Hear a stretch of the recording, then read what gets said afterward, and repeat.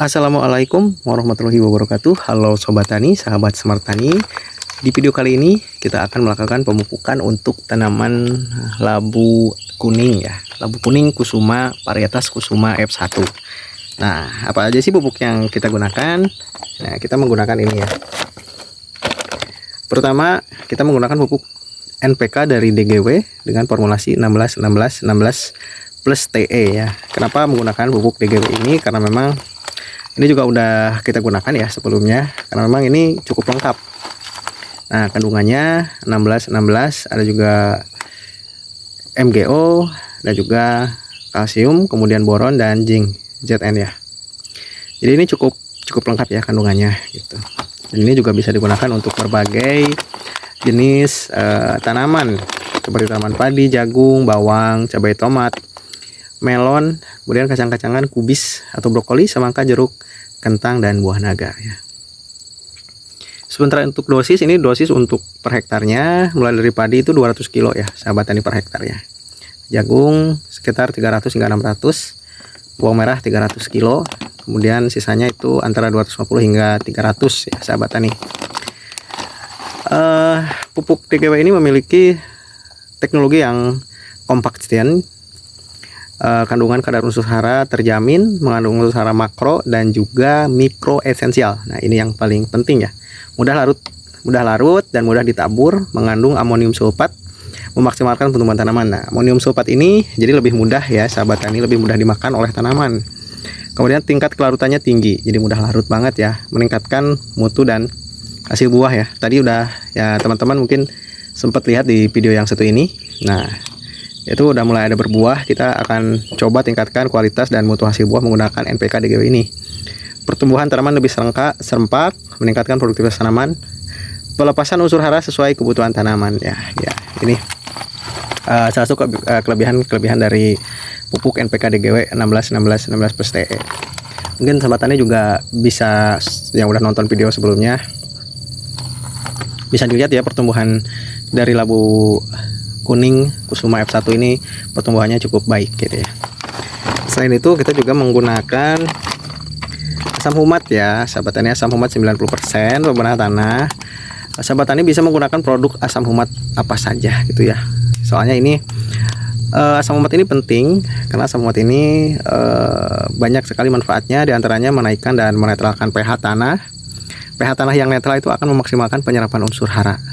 Kemudian memperbaiki struktur tanah dan meningkatkan unsur hara. Tentunya jika memang struktur tanahnya baik gitu ya, kemudian pH tanahnya baik, nanti unsur hara yang tidak terpakai di tanah itu bisa termakan atau bisa terserap oleh tanaman secara maksimal. Meningkatkan imunitas tanaman jadi lebih tahan terhadap hama dan penyakit. Kemudian hemat penggunaan pupuk kimia sampai 50% dan meningkatkan hasil panen.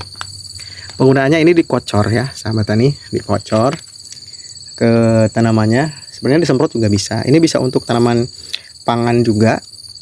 Ini kita tinggal sedikit lagi ya untuk tanaman pangan, kemudian sayuran, kemudian palawija. Ini bagus, sangat bagus.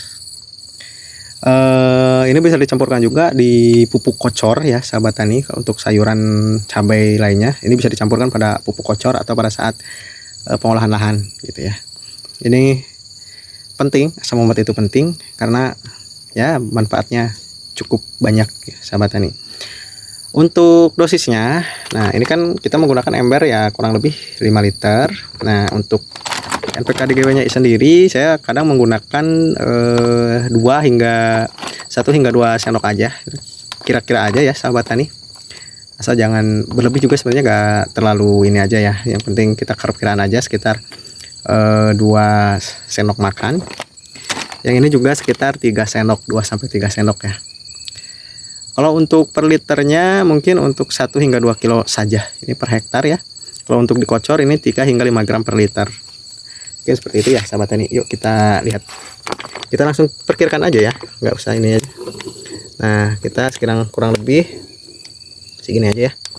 Ini kurang lebih 3 sendok, 2 hingga 3 sendok ya, atau 1 hingga 2 lah, masalah. Nah, kemudian NPK nya kita sekitar 2 sendok aja, adalah ya 2 sendok. Nah, kita perkiraan aja ini untuk 5 liter segini ya sahabat tani. Kita tinggal masukkan air dan kita campurkan campurkan tanah. Kita campurkan air kemudian kita larutkan, sahabat tani.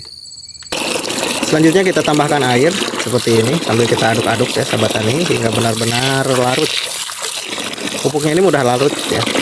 Kelebihan dari pupuk NPK DGW 1616 ini mudah larut dalam air. Nah, ini asam humatnya hitam ya. Setelah pupuk dan asam humatnya tercampur ya sahabat tani, pastikan ini benar-benar larut dan tercampur rata. Saatnya kita siramkan pada tanaman. Kita siramkan saja sahabat tani. Kita siramkan. Nah, kemudian kita siramkan juga. Kita siramkan ya sahabat tani. Kemudian kita siramkan lagi ya. Nah, mungkin sekian ya untuk video kali ini, tutorial mengenai pemupukan labu kuning Kusuma F1. Akhir kata, wabillahi taufiq wal hidayah. Wassalamualaikum warahmatullahi wabarakatuh.